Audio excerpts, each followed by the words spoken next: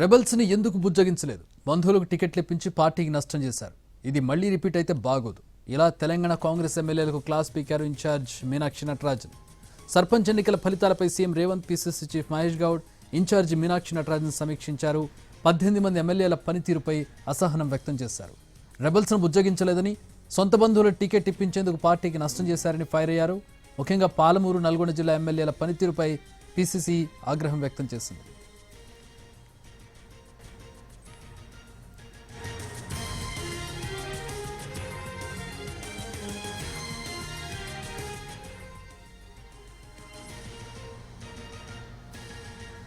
Rebels ని ఎందుకు బుజ్జగించలేదు? బంధువులకు టికెట్లు ఇప్పించి పార్టీకి నష్టం చేశారు. ఇది మళ్లీ రిపీట్ అయితే బాగోదు. ఇలా తెలంగాణ కాంగ్రెస్ ఎమ్మెల్యేలకు class speaker incharge Meenakshi Natarajan.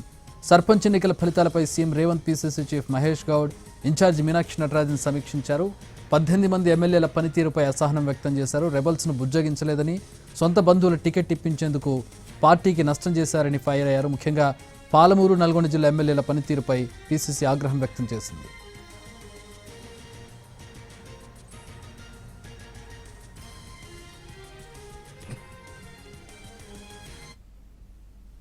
Right, మా ప్రతినిధి చారి గాంధీ భవన్ నుంచి జాయిన్ అవుతూ ఉన్నారు.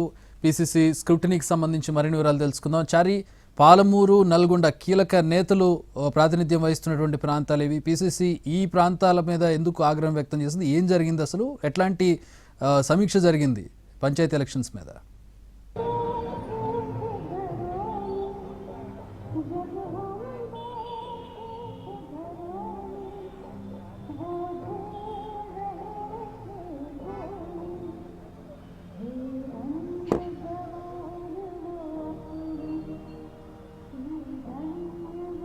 రైట్, ఇటీవల జరిగినటువంటి స్థానిక సంస్థల ఎన్నికలకు సంబంధించినటువంటి ఫలితాల మీద కాంగ్రెస్ పార్టీ, పీసీసీ చీఫ్ అలాగే సీఎం రేవంత్ రెడ్డి, రాష్ట్ర వ్యవహారాల ఇన్ఛార్జి మీనాక్షి నటరాజన్ రివ్యూ చేశారు.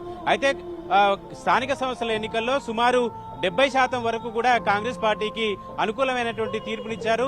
జరిగినటువంటి 12,000 సర్పంచ్లో దాదాపుగా 8,000 వరకు కాంగ్రెస్ పార్టీ గెలుచుకోగలిగింది. అయితే మిగిలిన ఎన్నికల ఫలితాలకు సంబంధించినటువంటి అంశాలన్నిటి మీద కూడా రివ్యూ చేశారు.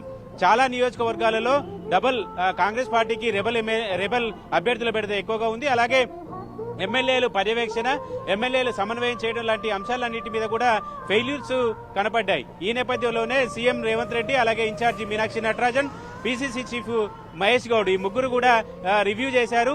ఎక్కడెక్కడైతే ఎమ్మెల్యేల పనితీరు సరిగా లేదో వారి నిర్లక్ష్యం మూలంగా బీఆర్ఎస్ పార్టీ సర్పంచులు గెలిచారో ఆయా నియోజకవర్గాలకు సంబంధించినటువంటి ఎమ్మెల్యేలందరితో కూడా వాళ్ళు మాట్లాడారు. ప్రధానంగా 18 మంది ఎమ్మెల్యేలకు సీఎం రేవంత్ రెడ్డి అలాగే పీసీసీ చీఫ్ మహేష్ గౌడ్ కూడా ఇద్దరు సీరియస్ గానే గట్టిగానే క్లాస్ ఇచ్చినట్టు తెలుస్తుంది. ఎందుకంటే సొంత ఎమ్మెల్యేలు తమ బంధువుల కోసము అలాగే ఇద్దరు బరిలో ఉన్నప్పుడు ఒకరిని విత్డ్రా చేయించడం లాంటి అంశాల మీద ఎక్కువగా ఫోకస్ చేయలేకపోయారు. కాబట్టి అది బీఆర్ఎస్ కి కొంత కలిసి వచ్చింది అనేటువంటి ఇంటెలిజెన్స్ నివేదికని ప్రభుత్వం తెప్పించుకుంది. మెజారిటీ సీట్లు సాధించినప్పటికీ కూడా కాంగ్రెస్ పార్టీలో ఉన్నటువంటి ఎమ్మెల్యేల పనితీరుకు సంబంధించి, ఎమ్మెల్యేలు అనుసరించినటువంటి వ్యవహార శైలికి సంబంధించినటువంటి విషయం మీద గడిచిన 2-3 రోజులుగా సమీక్ష జరుగుతుంది. దీంట్లో భాగంగానే ఎమ్మెల్యేలకు సంబంధించినటువంటి వ్యవహార శైలిని కొంత సీఎం రేవంత్ రెడ్డి అలాగే పీసీసీ చీఫ్ మహేష్ గౌడ్ కూడా తప్పుపట్టారు. దాంట్లో భాగంగానే 18 మంది ఎమ్మెల్యేలకు కూడా క్లాసులు తీసుకున్నారు. ఇదే పరిస్థితి పునరావృతమైతే మాత్రం సీరియస్ గా చర్యలు తీసుకుంటామనేటువంటి అంశాన్ని కూడా స్పష్టం చేసినట్టు తెలుస్తుంది.